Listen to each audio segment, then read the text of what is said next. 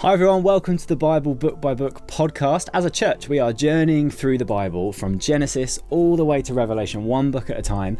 And as part of that, we have a podcast series running where we look to dive into each book and have a bit of conversation around the big themes and topics that come up. Today, we're in the book of 2 Samuel, and I'm joined by Emma and Andy as we talk about it. Father Abraham and his son. Don't touch my feet. Don't want anyone touching my feet. You keep them away. Shouldn't have said that. I know. That means I'm going Andy, to kick you're you the whole lucky to be time. here. I count it a huge privilege to be here. Yeah. This Do is you know your what? baby. I've obviously I've listened to a few podcasts over the years, but I didn't really get all the banter till I watched Tim and Rachel Hughes, and ours is very serious compared to theirs. It is serious. Yeah. They're very jokey, aren't they? Oh, ridiculously joking. She likes flirting with him a bit, innit? Oh, and that totally. for me is just a Yeah, bit. No. No, there won't be any of that. We'll here. have Jandy on. I'll be Yeah, flirting. Jandy, Janet and Andy. Depends. We've got Morris and Catherine on Song of Songs, I think. That's not true. I told Tom as a joke, put him with Morris and Catherine on Song of Songs. He didn't find it amusing. But there will be somebody listening right now who they are unaware that they will be the person that comes and does Song of Songs podcast. So Good luck to them. good luck to you and to all listening. Yeah. Marvellous. Well, here we go. We're back in. And welcome to Andy, first time on Yeah. the Book by Book podcast. We've allowed Welcome. you on. Well, it's good to be a guest on this auspicious occasion. Well, Yeah. You And- weren't a backup by any means. No. Fifth choice, but never mind. Wow, and at this point in the series, you have to give us what is your highlight so far of the Book by Book series. Oh dear, there are too many. I love the way John did the shifting and sifting preach out of Deuteronomy, Yeah. really bringing what God was saying prophetically. Obviously, I love myself on Genesis, Exodus, Leviticus. So no, I'm loving it all. So the Honestly, highlight was you. no, Brilliant. it wasn't. It Okay. I'm wasn't. amazed you didn't say Wilson on Ruth. Oh, to be honestly, fair, that was my honestly, highlight, I think. yeah. Well, Yeah. someone, as I was coming out that morning, said to me, "Do you know what? I think that's the nearest I'm going to get to C.H. Spurgeon and hearing Spurgeon preach." It was a real moment. That's quite a compliment, It isn't was. It was. I've not told Wilson that actually. Well, he No. might- If You might you're know listening, now. Andrew. And yet, Genesis Exodus was still the highlight. No. Honestly, every week, I have, encountered Jesus through the unpacking the Old Testament, which is why we're doing it, isn't it? Yeah. Yeah. So, all joking aside, I have loved every week. And that for you is what you were saying was one of the highlights of where we're at on Sunday in terms of how Jesus is so central in 2 Samuel, and it's all about pointing towards him. Explain how you pick up on that and what kind of themes come out in the book that point us to Jesus. Yeah, well, in fact, just before we went on air, I was reflecting with Emma about a series that we did before you came to KCC. Before you were born. But how old are you? Oh, yeah. Which I did off the back of Titus 1, where the Apostle Paul describes the Lord as the God who never lies. And we did this series on the covenants and the promises that God makes, and you go right back to Genesis 3, where the promise after the fall that one will come who'll crush the serpent's head, and then we did the promise to Noah, and then the promise to Moses, and then of course you get into Jeremiah, the promise of the new covenant, the fulfillment of the new covenant through the cross. But this 2 Samuel 7, the promise to David, where David wants to do something for God, but God says, no, I'm going to do something for you. You want to build a house for me? No, I'm going to build a house for you. And that promise that from the line of David, there will come one who will rule forever and ever. For me, this is like one of the most important passages in the whole of the Old Testament. Yeah. I think you can totally relate to David's heart. He's not doing it in a way of like, look at me, I'm the one. It is, it says that he was in this house built by cedar wood, which would have been such a highly valued material, wasn't it? That his house would have been beautiful and elaborate and expensive. And so then he's saying, I'm in this house and yet God is out in a tent. This can't be right. You know, I want to do something for God, and that's his devotion, that's his kind of desire, isn't it, to want to do something. But it's slightly missed in that God hasn't asked him to do that. And I think there's times, isn't there, where we can be quite like that and saying, I want to do this for God, or we come up with our own ideas and plans, and kind of actually it's almost like, well, actually, has God asked us to do that? Probably not. And it is being more in tune with kind of, well, what is God doing and what is God wanting to do through us.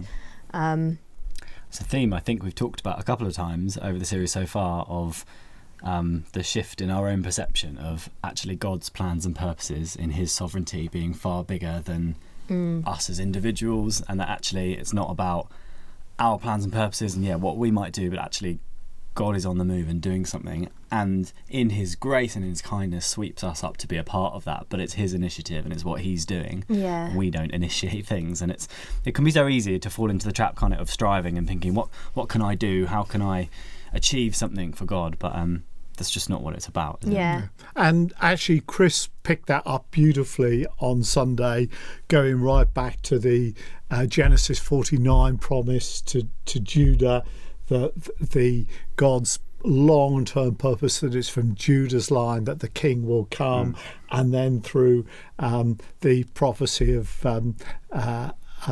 Balaam, that I see a king who's coming. Do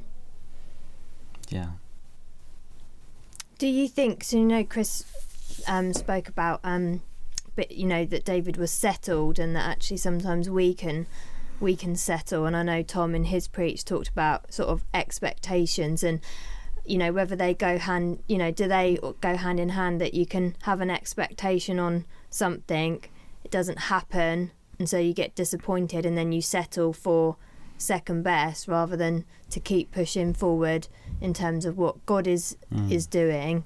Have you had any moments where, I don't know, you kind of feel like, oh, maybe I've just sort of settled on one area? It could be in like prayer life, or I think prayer is the thing that immediately comes to mind, isn't it? When we're faced with prayer that we feel is unanswered or unfulfilled, it can leave us with a sense of settling with the disappointment that it can easily lead to us not persevering in prayer. And so I don't know whether we're praying for a friend or a family member to come to know Jesus and we haven't seen that, or maybe for healing and we haven't seen full healing come about.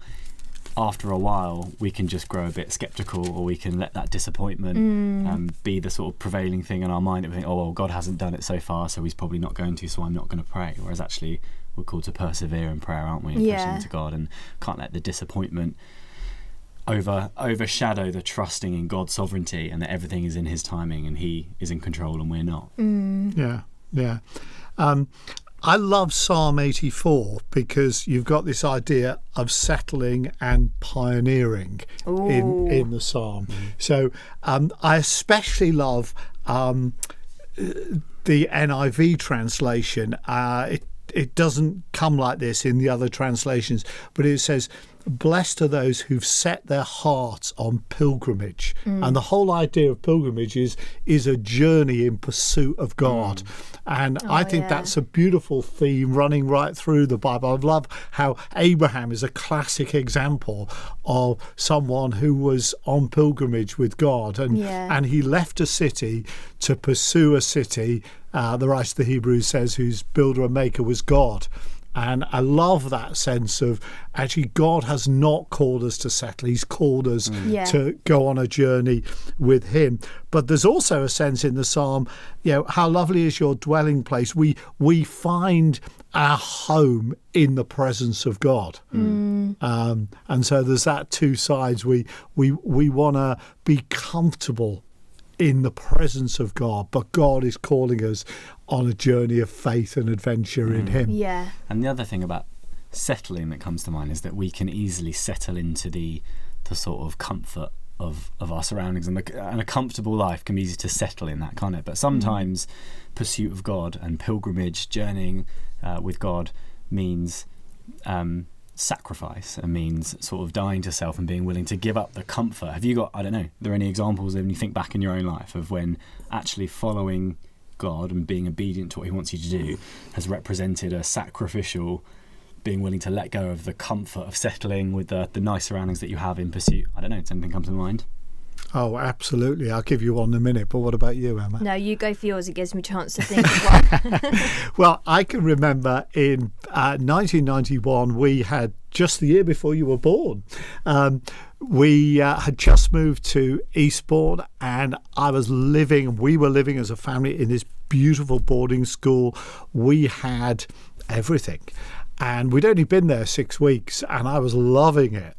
And actually, there was a guy came to preach from the church in Southampton that we just left, and he preached on Hebrews 11, how Moses chose to endure hardship with the people of God because he was looking for his reward. And I felt like as clear as I've ever heard God speak, saying, you have come to Eastbourne and I've given you a lot, but don't settle here, because this is not your resting place. I have called you to something much greater and much better. And God brought us to Eastbourne because ultimately God had called me to be involved in leading a church in Eastbourne, and Janet to be involved in this huge ministry. So it was like God was saying very, very clearly, don't settle here. I've called you for something much greater. Yeah. And the sacrifice of that is what? Being willing to leave behind the comfort of security and familiarity and comfortable living. Yeah. And I remember as we did that a few years later, someone bring us a very clear prophetic message saying, don't think that God owes you anything by leaving Eastbourne College to go on staff with a church. He is no man's debtor. So don't think you're somehow impressing God by leaving this behind. It's like God's got so much blessing in store for you as you step out in obedience. It's hard. It's a hard mentality. I think actually it's probably opposite to what you've said in that, just recently, so my husband Simeon and I were walking in the New Forest, which is like, a couple minutes from where we live, because we're over at the Totton location, and we were just going, what a place that God would call us to. You're looking out at all this like beautiful, and you think, can't believe this is on our doorstep, and actually it's different, isn't it? But I think we have settled in that place, but in terms of Totton, but realising it's such a blessing where God has put us. It could have been somewhere else, but yeah. And we won't say where. No, we won't say where. But do you know what I mean, though? And there's, I think it's your heart in it that, like you said, actually, don't feel like God owes you anything. Where we get, God is doing something wherever he wants to, and we get to be a part of that. All the while he's saying, I want your heart. Yeah. We're pursuing him, but he's pursuing us. Yeah. I think it's funny, well, not funny, but just David's response in that when he, God says, you want to build me a house, I'm going to build you a house that's going to be far greater than anything you can imagine. David, I think there's a little bit where David doesn't really understand why he's not able to do what he wants to do for God, but in his response, it's a song of thanksgiving. And he then later, he realises, okay, it's going to be Solomon that builds God's house. But I'm not just going to go, oh, whatever then, over to you, Solomon. I'm not, I haven't had my way. David is then preparing the materials and getting everything in order to pass it on. And I think that is totally the heart, having the right heart in terms of, just approaching God as saying, I want to do things for you. But help me know what it is that you have that I can do. And knowing that it is all through God and not through our own efforts. It's not our plans. It's all God at work. But that's quite hard, isn't it? It's humbling for us, isn't it, to apply that to ourselves of what might we do that isn't necessarily for our own recognition, but that future generations might benefit from and be able to fully inherit the promises of God, or what groundwork might we be laying that actually people coming behind us or coming through might be able to truly benefit from and see God providing. I think it's fascinating, because I was talking to Tom Williams about this just recently, and Totton is in such early stages of development as a congregation, as a site, and you are doing spade work from which you will reap rewards for years to come. And I look at where we're at in our journey, and the Hedge End site is now 40 years old, and we're seeing God do amazing things, and it's things people dreamt about years ago. And I take no credit, and we as a staff team take no credit, because it's all done off the backbreaking work of faith and prayer and investment that Ian and Ruth Chiddle's generation, Martha Gaynor Dunsford's generation, John and Linda Banks' generation did. And it's amazing. We reap where they sowed. I think I was looking through some photos the other day, and I saw this photo of when the old building, which was then the new building, it was our first Sunday in there. And so I think I'm in this photo, and I must have been like 7 or 8, and you see other people like Ali Williams in there and stuff, and it was just this moment of like, oh, the kids that we've got at like Totton, who are literally 6, 7, 8 running around and just being crazy kids, one day they will be the ones that are leading, and they will reap what you have sown. And it's just like, oh wow. And I think to be able to see just how the church has grown, even like from Hedge End Village Hall days, just what God is doing, you realise it isn't anything. And for me, the big challenge is, what steps of faith am I taking now that in 30-40 years time another generation will reap from the steps that I've taken. But if I stand still, if I haven't set my heart on pilgrimage, the whole thing will grind to a halt.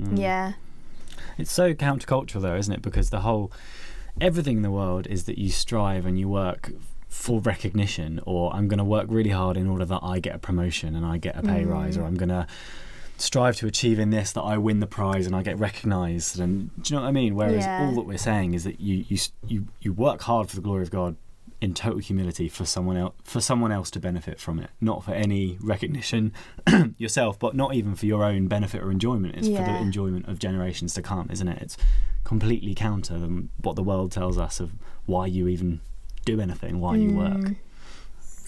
And in fact, I was recommending just the other day the preach, I think it must have been about 2009, 2010, that Andrew Wilson did, that went viral in the States, called The Dungate Guy. And it was off the back, he was riffing off that famous Delirious song, I Want to Be a History Maker. And there's something in all of us. I want to be famous, and that could be mixed. I want to do something for God, but I want to be something. And his whole take was read Scripture, read the Bible, read Nehemiah 3. It's just ordinary people doing their little bit. There are no superstars. So that was 2 Samuel. What does that mean and look like for you? What does it mean to not live a life settling, but to live a life in pilgrimage, journeying in obedience towards all that God has for you? Why don't you chat about this in your Connect group? Why don't you watch this with friends? We are going to be back next week for our next podcast.